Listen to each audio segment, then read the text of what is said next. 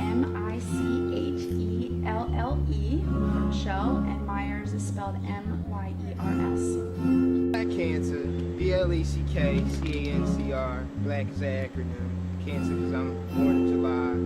Casey, S-E-A-N-C-A-S-E-Y. Alicia, just Alicia, A-L-I-S-H-A, and that's just my name.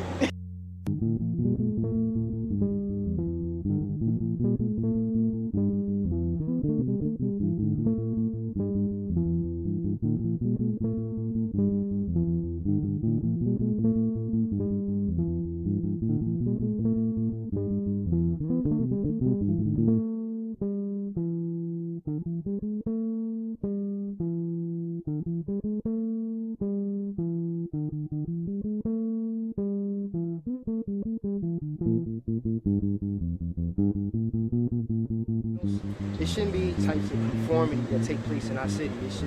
Everybody should stand out. You shouldn't have to be this certain type of way or dress this certain type of way or look this certain type of way to be called a poet, a rapper, etc. And that's We're proud of our youth poets and everything we got going on in Philly. We're proud of that, but also to just have that open arm for those who aren't what's the norm. Like, not to try to mold, not to try to make this into that. Let them be who they are. Let them step up on the stage and know this is where they can live. This is where they can breathe. This is their home. Like, if you need to get it out, you can get it out. And instead of feeling like you're just, I guess you're the oddball or you're the outcast. It's cool to be the outcast. variety, you know, personal experience, and just being out here on the streets or whatever. You witness so much, and it's like after a while you either bottle it all up or you release. And you know, poetry is a sense of ventilation. You get to vent and express yourself, and you know, with that comes critics, comes opinions, etc., etc. But you take that all in, and then you wind up writing any type of idea that you have. You'll come up with a poem. If it's criticism, constructive criticism, you'll come out with a poem. If it's something good or bad, you're most likely to have a piece. You know, us standing here is a piece. Wherever you look around, it's a piece. And that's how me, as well as the rest of On Point Inc. envision things. Our mentors, Michelle Myers, a part of Yellow Rage or whatever, she helped us with our writing. And from there, it just progressed. You know, she encouraged us to go out to the venues and really show our talent because we had talent, and she believed in us. So we took it further, and we decided to have On Point Inc. And you know, when we do our solo things, we go out to different venues and we perform. And we still continue to write. Of course, we have to. But I started writing at that age, and I feel like at that time I didn't have the knowledge nor the courage to just hop up on stage and be like, well, I'm going to do my poem. I think you take everything that's bottled within you, whatever reason you write in, always put that first. Like, remember that no matter where you go in poetry, no matter where you at, put that reason that you started writing first. Put that reason that you started performing first, because if you forget that, you forget what your goal is. be yourself at all times. You know, there's so many opinions. It's a lot of negativity, it's a lot of positivity within the poetry world. And, you know, so many people are going to come at you with this type of perspective and that type of perspective. So it's like, just be yourself, maintain your composure, because at times things will be stressful. And you'll be good.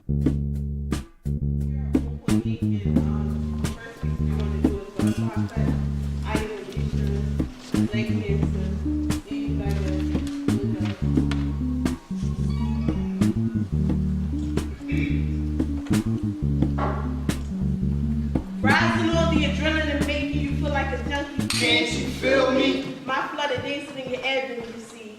I'm that feeling that most call nerves, but you come in contact with me the most with stepping in front of an audience and letting your words flow. our first encounter can never be imitated, but when we do our thing, we often replicate it. The moment that you fell in love with me, I flapped my pretty wings, tickled you with the wink, twinkle, twinkle in your eyes. First star. I'm feeling as genuine or as significant as the first time I quaked the mic off the Richter scale, magnitude undefined. No need to question my butterfly effect, 'cause this is who I am. I'm merely human, Barely a man. far from hood royalty. I never felt like Prince poetry, I'm more like the Papa. They say my shit lacks structure, and I challenge them to try to organize confusion. I cope with stress by keeping a pencil pressed to 8.5 by 11 legal paper. Wrote my first rhymes as a 4th grader. Never was one of them cats kicking rhymes at lunchtime. I was banging out beats on the table. But as I evolved in manhood, I began to realize that no matter how hard I would bang on the tabletop, my thoughts would keep me boxed in. Tripling out spoken word interpretations of Joplin. My inspiration spitting in trumpets, not mics for the sake of metaphor. I would compare myself to Lenny Bryant's not right. Because when I do this, euphoria overrides any feeling of nervousness. I do this to stop the butterflies' wings from flapping. Cleaning out my closet. Wondering how can I address these feelings. Michelle Myers, my jeans, fitting me out to wear them out. Proud to close-minded crowds that was so wanted me to bear them all. So on the stage, I'm most exposed, posing out in these poems. As the caterpillars cocoon in my lungs, causing the many butterfly effects in my lungs to breathe out life into these words. Because this is who I am. Age 13, the mirror addressed me as I addressed it in some gas shit.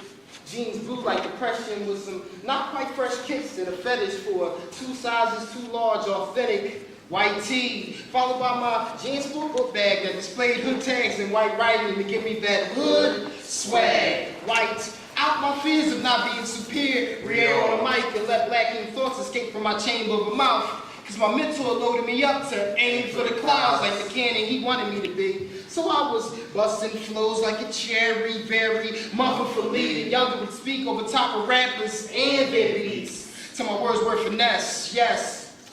Manly feats from head to feet. This potential bad boy intentions would destroy disciplines from beginnings to the ends and cancel my potency onto rap and poetry to rip venues and bars. Now we rhyme the best because of our butterfly effect, because this is who we are. 1.8, y'all.